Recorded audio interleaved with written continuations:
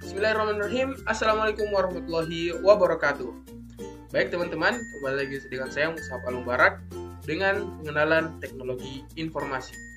Baik, sebelum kita melangkah lebih jauh untuk membahas tentang pengenalan teknologi informasi, terlebih dahulu seperti biasa kita buka dengan membaca doa belajar. Subhanallah walhamdulillah wala ilaha illallah wallahu akbar. Allahumma sholli ala sayyidina Muhammad wa ala ali sayyidina Muhammad. Rabbi shrah li sadri wa yassir li amri wahlul 'uqdatam min lisani yafqahu qawli. Subhana rabbika rabbil izzati amma yasifun wa salamun alal mursalin walhamdulillahi rabbil alamin. Oke, baik teman-teman, kita akan masuk kepada pokok pembahasan kita pada video-video kali ini. Nah, di video kali ini kita akan membahas tentang bagaimana peran teknologi informasi komunikasi dalam perkembangan dunia secara global. Nah, berikut kita akan jabarkan tentang bagaimana pengaruh teknologi informasi dan komunikasi itu di seluruh dunia. Nah, teknologi saat ini sedang berkembang pesat. Nah, teknologi yang sangat berkembang pesat pada saat ini adalah teknologi informasi dan komunikasi atau TIK. TIK merupakan teknologi pengolahan dan penyebaran data menggunakan perangkat keras atau hardware dan perangkat lunak berupa software. Nah, TIK sendiri telah menjadi fasilitas utama bagi berbagai kegiatan sektor kehidupan, di mana memberikan andil besar terhadap perubahan-perubahan yang dasar pada struktur operasi dan manajemen organisasi, pendidikan, transportasi, bahkan kesehatan sekalipun. Nah, selama 2 dekade terakhir, sektor teknologi informasi komunikasi atau TIK di seluruh dunia telah berkembang pesat. Output perekonomian juga telah tumbuh pada tingkat yang lebih cepat selama periode tersebut. Secara khusus, banyak negara berkembang telah mengalami pertumbuhan TIK yang sangat cepat. Saat ini kita hidup di mana dunia TIK itu telah mengambil peran utama di kehidupan kita sehari-hari. Nah, TIK membawa perubahan drastis tidak hanya untuk ekonomi, tapi juga untuk seluruh masyarakat, baik itu budaya ataupun adat istiadat di dalam masyarakat. Nah, kita telah bergerak menuju sebuah negara di mana masyarakatnya membutuhkan informasi yang semakin mengglobal. Nah, negara-negara di seluruh dunia telah mencurahkan sumber daya yang lebih besar untuk bagaimana berusaha terus-menerus untuk mengembangkan TIK tersebut untuk mendorong munculnya kegiatan perdagangan secara elektronik dan meningkatkan taraf lingkungan ekonomi di dalam negaranya. Tidak dapat dimungkiri bahwa kemajuan teknologi informasi adalah salah satu kekuatan pendorong besar bagi global dan pesatnya pertumbuhan ekonomi dunia.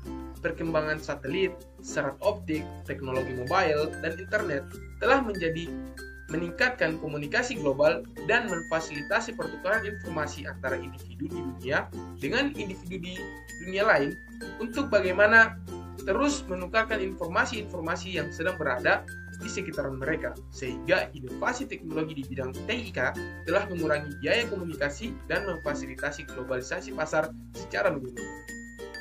Nah, kita dapat menyeruputi 3 hal utama yang berkaitan pada efek positif teknologi informasi komunikasi.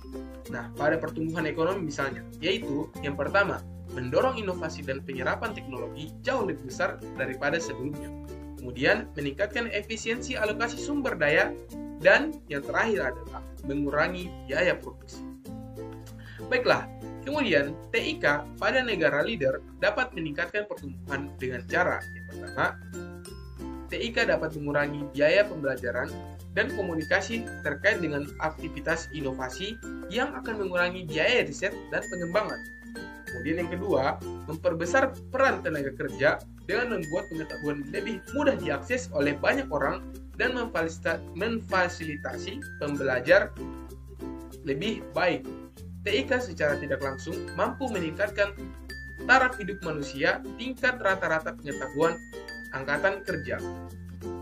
Kemudian, yang terakhir adalah TIK meningkatkan kualitas tata kelola dengan cara penggunaan aplikasi secara online, kemitraan pemerintahan swasta, dan proses pembelajaran dari seluruh dunia, sehingga TIK dapat meningkatkan produktivitas pekerja dan negara-negara secara agregat.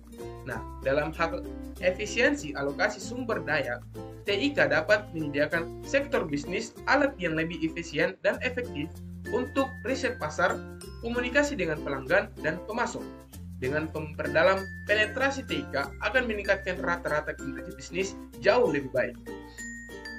Kemudian akibatnya akan terjadi yang namanya dampak positif dan dampak negatif pada pertumbuhan ekonomi.